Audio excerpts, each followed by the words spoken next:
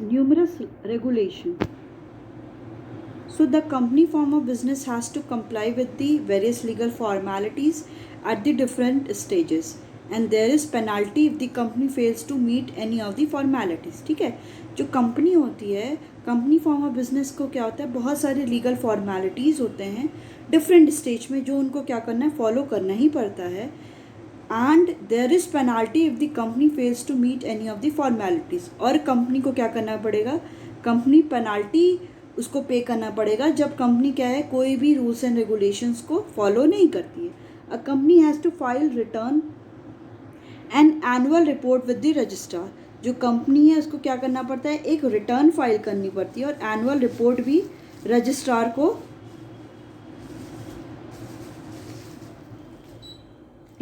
को क्या करना पड़ता है, सबमिट करना पड़ता है.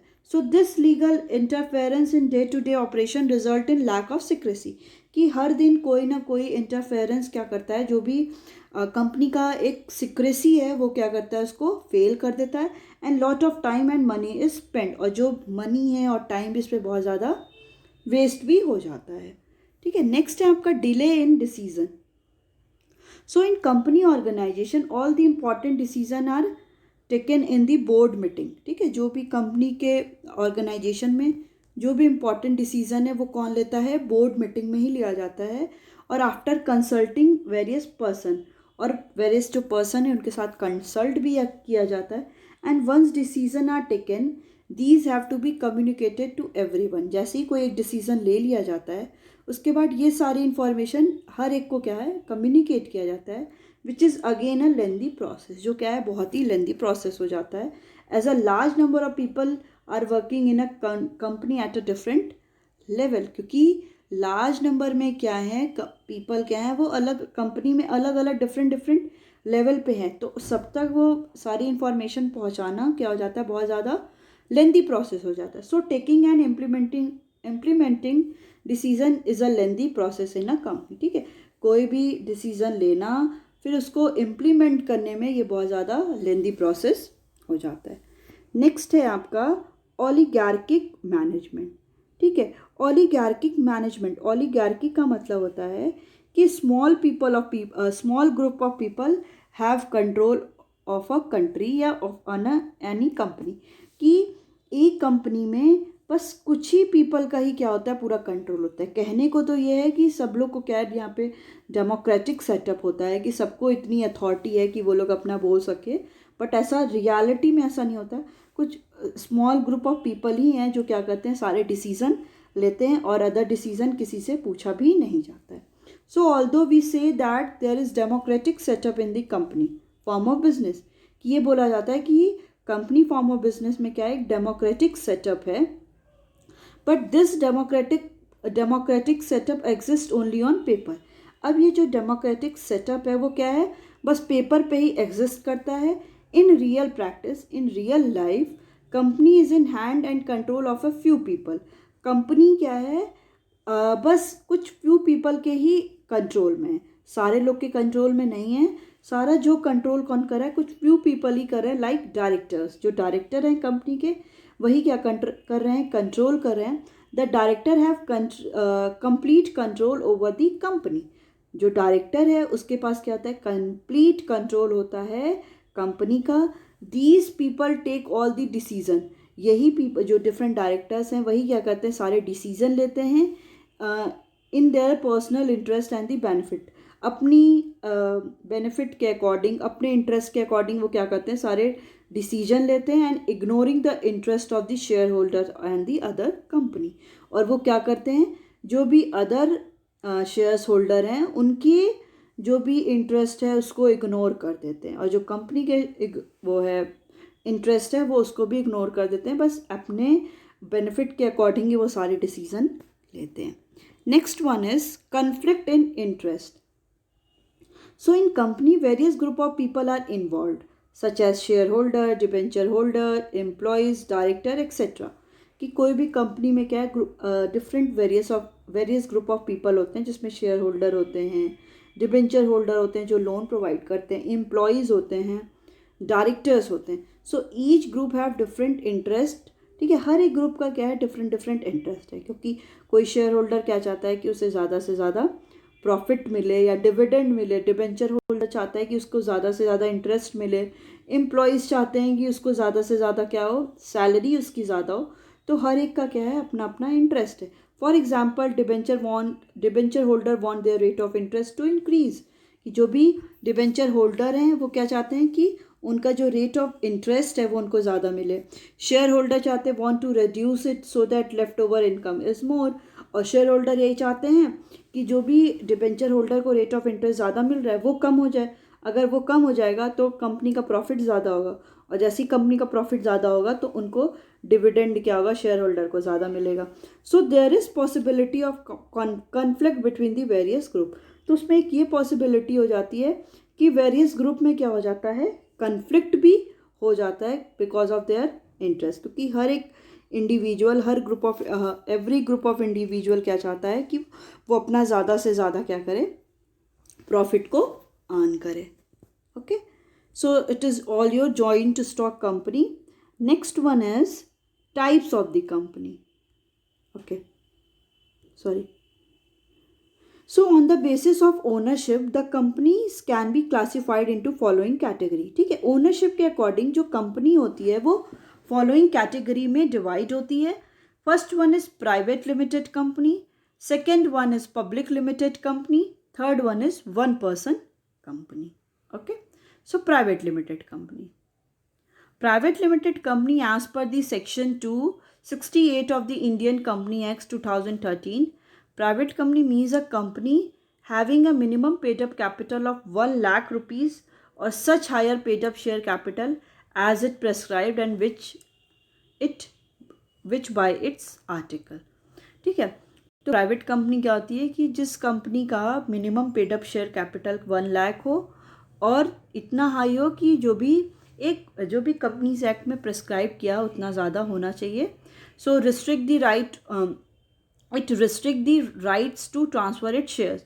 इसमें क्या होता है, रिस्ट्रिक्शंस होती हैं कि जो भी अपना राइट है ट्रांसफ़र करने का, इस शेयर को वो अपने ट्रांसफ़र नहीं कर सकते हैं। Has minimum and maximum 200 member, जिसमें मिनिमम क्या है 2 मेंबर चाहिए एंड मैक्सिमम 200 मेंबर चाहिए, excluding the present and the past employees, कि जो भी प्रेजेंट में हैं और जो पास्ट में एम्प्लॉयज़ हैं उनको एक्सक्लूड करके मिनिमम 2 और मैक्सिमम 200 मेंबर्स होने चाहिए। नेक्स्ट है आपका, it prohibited any invitation to the public to subscribe from any securities of the company. ये क्या करता है, ये प्रोहिबिट करता है कि कोई भी पब्लिक को इन्विटेशन नहीं कर सकता कि आप क्या करें कि सब्सक्राइब करिए any securities of the company की सिक्योरिटीज़ में क्या करें वो आप सब्सक्राइब करिए। तो प्राइवेट लिमिटेड कंपनी में नहीं होता है। नेक्स्ट है आपका public limited company. Public company is a company which is not a private company. So complicated line ना, ये पब्लिक कंपनी वही है जिसमें जो प्राइवेट कंपनी नहीं है।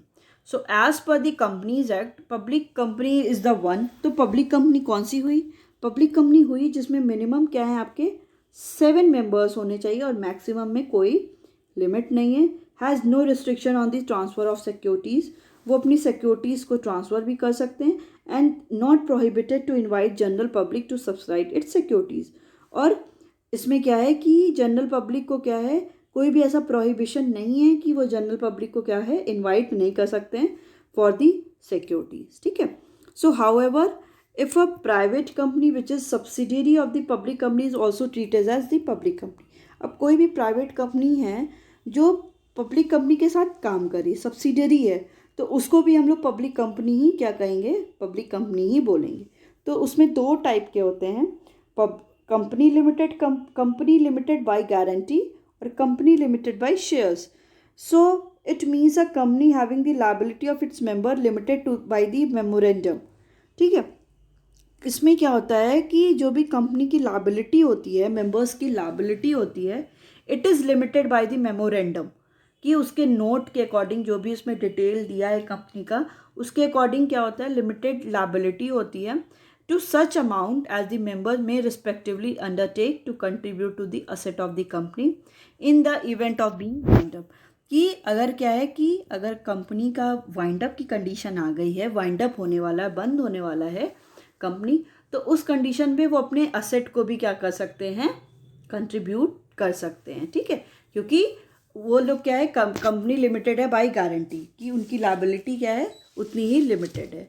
नेक्स्ट है आपका company limited by shares. So it means a company having the liability of its member limited by its the memorandum of amount if any unpaid on the shares respectively held by them.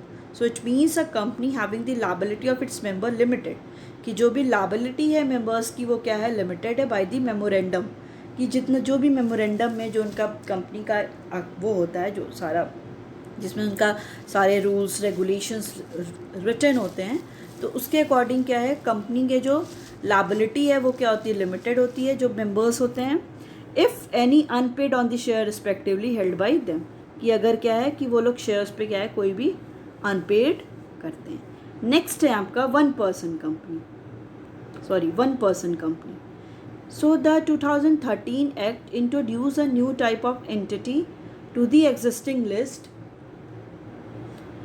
ठीक है, जो 2013 में act introduce हुआ था उसमें क्या था, apart from forming a public और प्राइवेट कंपनी, कि आप पब्लिक और प्राइवेट कंपनी के अलावा the 2013 act enable the formation of a new entity a one person, कि आप पब्लिक और प्राइवेट की जगह आप क्या कर सकते हो, एक वन पर्सन कंपनी भी स्टार्ट कर सकते हो, OPC in short. So an OPC mean a company with only one person, जिसमें क्या होता है ओपीसी, जिसमें क्या होते हैं बस वन पर्सन होते हैं, and its as a member उसमें क्या होगा, जैसे फॉर एग्जांपल मैं हूँ, मैंने अपना कोई भी बिजनेस स्टार्ट किया है, तो वो क्या हो गया, one person company, OPC.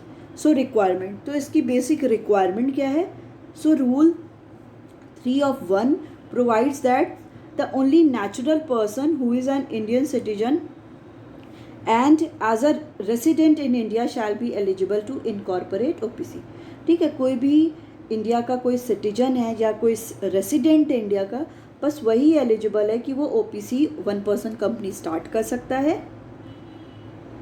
Next one is no person shall be eligible to incorporate more than one OPC or become nominee in more than one such company। अब कोई भी मेंबर ऐसा नहीं है कि वो ऐसे कर करके बहुत सारी कंपनी को स्टार्ट कर ले, कि वो डिफरेंट, बस एक ही कंपनी के लिए वो रिस्पॉन्सिबल है, ठीक है। Next one is OPC to compulsory convert itself into public और प्राइवेट कंपनी सर्टेन। समटाइम्स क्या होता है कि ओपीसी वन पर्सन कंपनी को कंपल्सरी हो जाता है कि वो पब्लिक और प्राइवेट कंपनी में क्या करे, कन्वर्ट करे, where the paid up share capital of an OPC exceed 50 lakh rupees, जिसमें क्या है, जो पेड अप शेयर कैपिटल है ओपीसी का वो एक्सीड करे 50 लाख से, और जो एनुअल टर्नओवर है वो क्या during the relevant period exceed 2 crore, और वो 2 करोड़ से ज़्यादा उनका टर्नओवर इंक्रीज करे, it shall cease to be entitle to continue as a one person company. फिर क्या है, अगर ऐसा नहीं होता है तो वो क्या है, वन पर्सन कंपनी की तरह वो कंटिन्यू नहीं कर सकते हैं। Okay, next one is the privilege or the benefits of the private company over the public company, कि क्या ऐसे privilege और benefit मिलते हैं प्राइवेट कंपनी को over the public company। तो फर्स्ट है आपका कि a private company can be formed with only 2 members। जो प्राइवेट कंपनी है वो क्या है, 2 मेंबर के साथ बन सकती है, वेयर एटलीस्ट आपको पब्लिक कंपनी में क्या है, एटलीस्ट आपको 7 मेंबर चाहिए ही चाहिए, ठीक है। नेक्स्ट है अ private company must have at least 2 director. अब प्राइवेट कंपनी में एटलीस्ट 2 डायरेक्टर होने ही चाहिए, वेयर एज पब्लिक कंपनी में क्या है, मस्ट हैव मिनिमम 3 डायरेक्टर, और पब्लिक कंपनी में क्या कह रहा है कि 3 डायरेक्टर होने ही चाहिए। Third one is it is not compulsory for a private company to maintain index of its member, कि जो भी इंडेक्स है कि उनके टाइम, उनका जो भी डिटेल्स है, सारा पर्सनल डिटेल्स से लेके, तो ये कोई भी प्राइवेट कंपनी में मैंडेटरी नहीं है कि वो प्रिपेयर करे, but it is mandatory in the public company, की पब्लिक कंपनी में ये एकदम मैंडेटरी है कि वो पब्लिक कंपनी क्या करे, इंडेक्स को प्रिपेयर करे। A private company can issue loan to the director without prior permission of the government, ठीक है। जो प्राइवेट कंपनी है वो लोन इशू कर सकती है अब इस डायरेक्टर को बिना कोई परमिशन गवर्नमेंट के लिए। बट पब्लिक कंपनी में क्या है कि वो लोग कोई भी गवर्नमेंट के परमिशन के बिना कोई भी काम नहीं कर सकते हैं। तो वो before giving the loan to a director they have to take permission from the government. Next one is it is not compulsory for the private company to hold a statutory meeting and the file a statutory report with the registrar. कि ये compulsory नहीं है कोई भी private company के लिए वो company क्या मीटिंग कराए और रिपोर्ट क्या है वो रजिस्ट्रार को सबमिट करे, but in the case of public company it is essential. Next one is there are no restriction on the numbers, appointment and remuneration of the director of a private company. कि कोई भी वहाँ पे restriction नहीं है कि कितने numbers होंगे, number of director, उनका appointment कैसा होगा, उनको remuneration जो salary होगी वो कैसे होगी.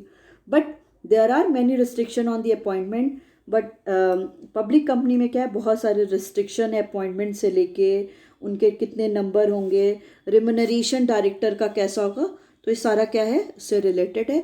It is not necessary for a private company to issue a prospectus.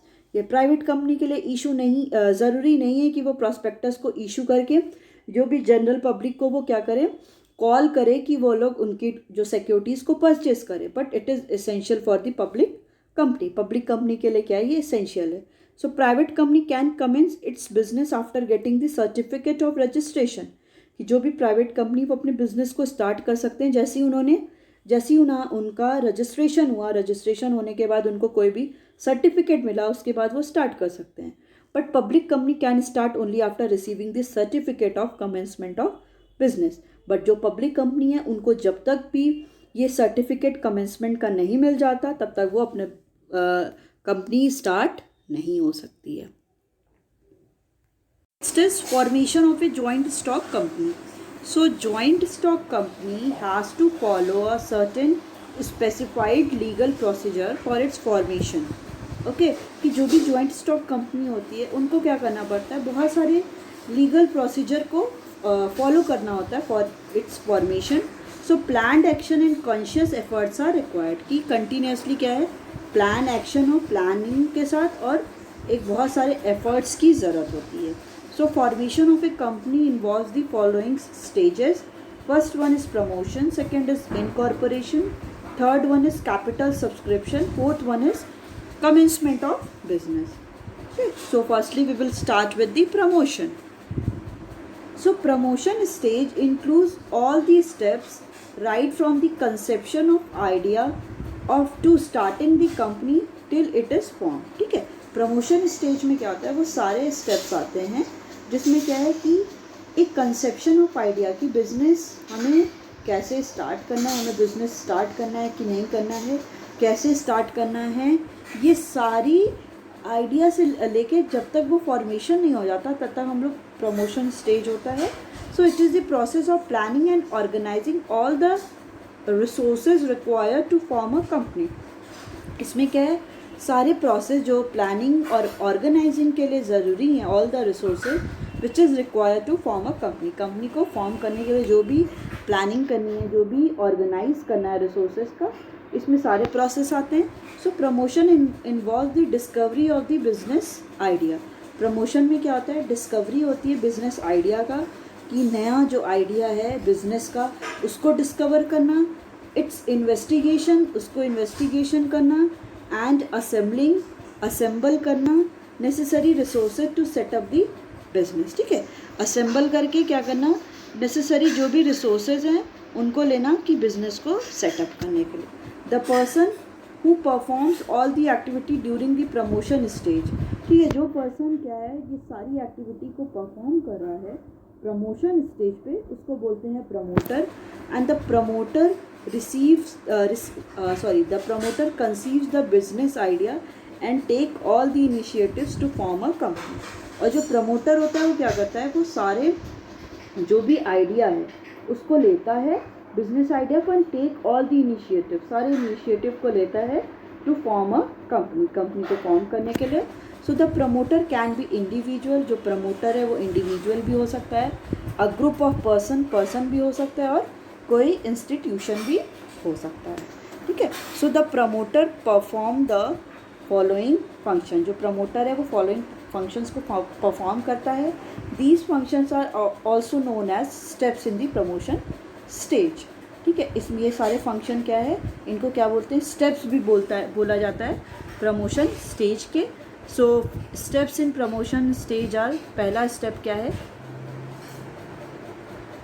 First one is identification of the business opportunity. So promotion stage begins with the discovery of an idea to set up a business. Promotion stage कहाँ से start होता है, begins with the discovery of an idea, कि idea को discover करना to set up a business, business को set करने के लिए. It can be an idea to set up a new business और an idea to expand the existing business. ये idea क्या हो सकता है कि न्यू बिज़नेस को सेटअप करने का, और एक आइडिया क्या कि उस बिज़नेस को एक्सपैंड करने का, जो ऑलरेडी बिज़नेस एग्जिस्ट कर रहा है, जो ऑलरेडी चल रहा है, उस बिज़नेस को क्या करना है, एक्सपैंड करने का. सो the promoter identify the profitability of the idea. जो प्रमोटर है वो क्या करता है, वो आइडेंटिफाई करता है प्रॉफिटेबिलिटी ऑफ द आइडिया, कि आइडिया की जो भी वो डिसीज़न ले रहा है वो कितना ज़्यादा प्रॉफिटेबल होगा, by analysing the opportunities available in that area. ठीक है, कैसे कि एनालाइज करता है कि कितनी अपॉर्चुनिटीज़ वहाँ पे उसको अवेलेबल हैं.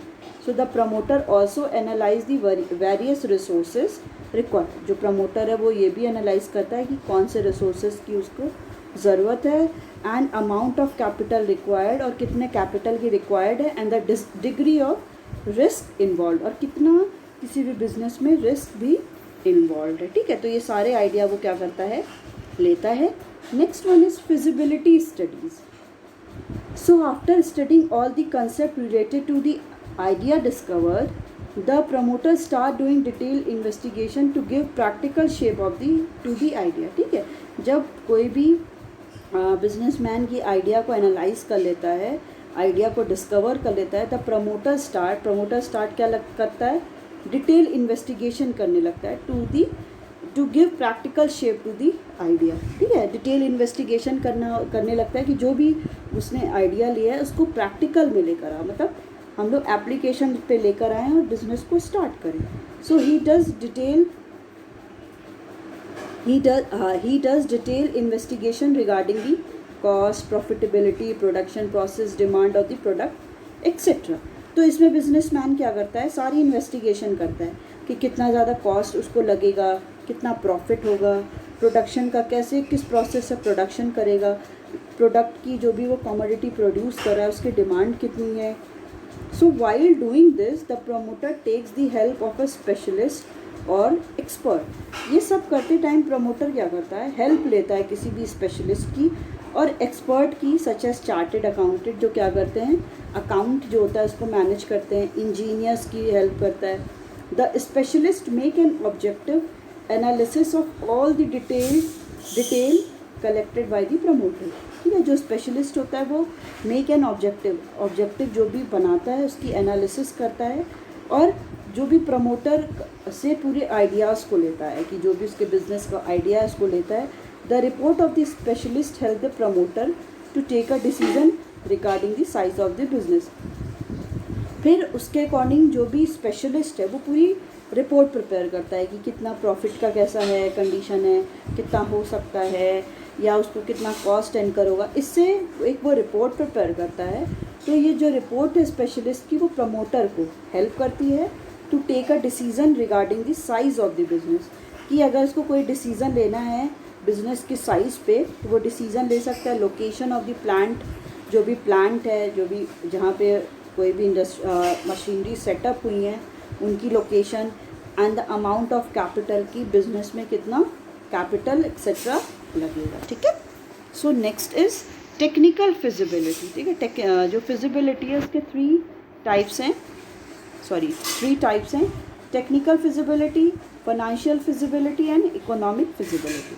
So firstly we will deal with the technical feasibility. Sometimes the idea is good but technically it may not be possible to implement the idea. कभी कभी क्या ऐसा होता है कि आइडिया अच्छा होता है बट टेक्निकली जब हम उसको करने जाते हैं, जब इम्प्लीमेंट करने जाते हैं तो वो पॉसिबल नहीं हो पाता. कि हम कुछ सोचते हैं, जब हम उसको करने जाते हैं तो वो इतना प्रैक्टिकली वो सही नहीं होता है। It may be due to non availability of the raw material. ये बेसिकली क्यों हो सकता है? क्योंकि जो भी रॉ मटेरियल है उसकी अवेलेबिलिटी प्रॉपरली नहीं हुई हो, जो भी वो इनपुट्स लगाएगा जिसके थ्रू प्रोडक्शन करेगा वो उसके पास प्रॉपरली अवेलेबल नहीं हो, जो टेक्नोलॉजी हो वो सही नहीं हो, तो the project is considered technically unfeasible. जो प्रोजेक्ट है वो टेक्निकली अनफिजिबल है, मतलब इतना ज़्यादा हम उसको यूज़ नहीं कर सकते, उसकी यूजेबिलिटी इतनी नहीं है अनलेस द टेक्नोलॉजी और the other required input can be imported और are available in our country. ठीक है, तो और रिक्वायर्ड जो भी इनपुट है जब तक हम उसको क्या करें, या तो हमारी कंट्री में अवेलेबल ना हो, अवेलेबल हो तो ठीक है, नहीं तो हमें क्या करना पड़ता है, उन टेक्निक्स को, डिफरेंट टेक्नोलॉजीज़ को हमको इम्पोर्ट कराना पड़ता है। ठीक है, नेक्स्ट है आपका financial feasibility. So if the required capital और fund for the business idea are so large. ठीक है, अगर कभी क्या होता है कि जो भी रिक्वायर्ड कैपिटल है, जो भी फंड चाहिए बिजनेस में, वो बहुत ज़्यादा होता है, so that these can not be arrange with in the available means. तो कोई भी बिजनेसमैन है वो जो भी इसके बाद अवेलेबल रिसोर्सेज है उनके थ्रू वो उतने फंड का, मनी का अरेंजमेंट नहीं कर पा रहा है,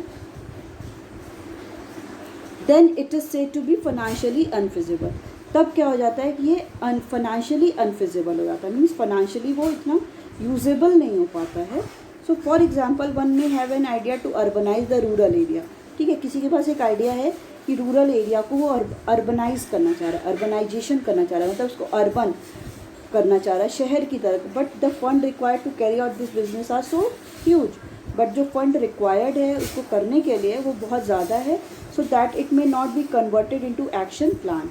तो वो क्या है, अब वो क्या है, वो एक्शन प्लान में, एक्शन में वो उसको कन्वर्ट नहीं कर सकता है क्योंकि उसके पास इतना फंड है ही नहीं, तो उसको प्रैक्टिकली उसको क्या है, बनवा नहीं सकता, रूरल एरिया को अर्बनाइज नहीं कर सकता बिकॉज ऑफ दी फाइनेंशियल अनफिजिबिलिटी, क्योंकि फाइनेंशियल अनफिजिबिलिटी उसके पास है। Next one is economic feasibility. Sometimes a project is abundant. कभी कभी क्या होता है, जो प्रोजेक्ट होता है वो अबंडेंट हो जाता है just because it might not be very profitable.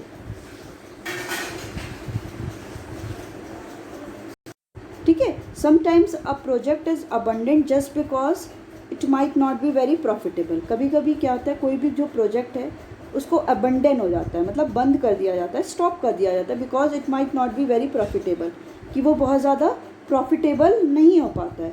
So generally businessman prefer to carry on with the ideas which are profitable. तो बिजनेसमैन उसी बिजनेस को क्या करते हैं, कंटिन्यू करना चाहते हैं जहाँ पे इसको प्रॉफिटेबल, वो जहाँ पे प्रॉफिट ज़्यादा। नेक्स्ट वन है name approval. So two company can not have identical name. कोई भी दो कंपनी, ठीक है, कोई दो कंपनी एक नाम से नहीं हो सकती। It is necessary for every company to get it name approve from the registrar. तो ठीक है, तो इसलिए हर एक कंपनी को क्या है, एकदम मैंडेटरी है कि वो रजिस्ट्रार के पास जाके अपने नेम को अप्रूव कराएं, सो that it does not match with any other company name, कि जिससे वो अदर कंपनी के नेम के साथ वो मैच ना हो। So generally company give this name in order of the, तो in order of the priority to the registrar, then registrar matches the name with the name of the other company. तब registrar क्या करता है, सारी company registrar के पास जाती है, तब रजिस्ट्रार क्या करता है, सारी कंपनी के नेम को मैच कराता है, and if it is not identical then the registrar approve the name. जब अगर नेम क्या सेम नहीं होता है, इस कंडीशन पे क्या है, जो रजिस्ट्रार है वो नेम को, बिजनेस के नेम को अप्रूव कर देता है। Next one is fixing up signatories to the memorandum of association. So promoter have to decide about the people who will be signing the memorandum, जो भी उसके रूल्स एंड रेगुलेशंस हैं। सो जो जहाँ पे बिजनेस का ऑब्जेक्टिव लिखा है उसी को बोलते हैं मेमोरेंडम ऑफ एसोसिएशन। तो प्रमोटर को डिसाइड करना पड़ता है कि कौन, जो भी उसका मेमोरेंडम है वो उसको कौन साइन करेगा। Usually the signatories of the memorandum become the first director of the company. Usually क्या होता है कि जो भी उस मेमोरेंडम पे सबसे पहले साइन करेगा वही फर्म और इंडस्ट्री का, बिजनेस का पहला क्या है, डायरेक्टर होगा। सो promoter also take their written consent. Promoter क्या करते हैं, उनका रिटन कंसेंट लेते हैं to act as a director, कि वो एज अ डायरेक्टर रहेंगे, and ask them to buy qualification shares, और उनसे कहते हैं कि जो भी क्वालिफिकेशन शेयर्स हैं वो क्या करो, उसको परचेज करो। क्वालिफिकेशन शेयर्स क्या होते हैं, जो भी सिंपली डायरेक्टर जो कंपनी के होते हैं वो उसको परचेज करते हैं। Next one is appointment of the professional. So the promoter appoints the brokers. ठीक है, बेसिकली क्या है कि जो ब्रोकर्स होते हैं वो डिफरेंट जो भी सिक्योरिटीज़ होती हैं, जो भी उसको क्या करते हैं, बाय और सेल करते हैं, और उसको सेल करने के बाद जो भी सेल करने के बाद उस पर वो अपना कमीशन लेते हैं। ठीक है, ऐसा तो है नहीं कि कोई फ्री ऑफ कॉस्ट काम करेगा, तो उस पर वो क्या करते हैं, कमीशन लेते हैं। Underwriter to ensure the availability of the capital, और अवेलेबिलिटी ऑफ कैपिटल भी देखते हैं by sale of a company security, company के सिक्योरिटीज़ को सेल करके। And solicitors are the appointed to deal with the legal matters of the company. और जो भी सॉलिसिटर्स होते हैं वो भी क्या होते हैं, अपॉइंट होते हैं कि जो भी कंपनी के लीगल मैटर्स है उस पर डिस्कस करने को। Bankers are appointed to have smooth financial dealing, और बैंकर्स को भी अपॉइंट किया जाता है कि जो भी डीलिंग्स है फाइनेंस से रिलेटेड वो उसको डील करते हैं। Next one is preparation of the necessary document. So a promoter take up the steps to prepare some legal document of the company which have to be submitted to the registrar at the time of incorporation. ठीक है, promoter क्या करता है, step लेता है, prepare करता है legal document company के which have to be submitted to the registrar, जो रजिस्ट्रार को क्या करना होता है, सबमिट करना होता है at the time of incorporation के time. The common document which are prepared by the promoters are the memorandum of association. जो कॉमन डॉक्यूमेंट है जो प्रमोटर जिसको प्रिपेयर करता है उसको मेमोरेंडम ऑफ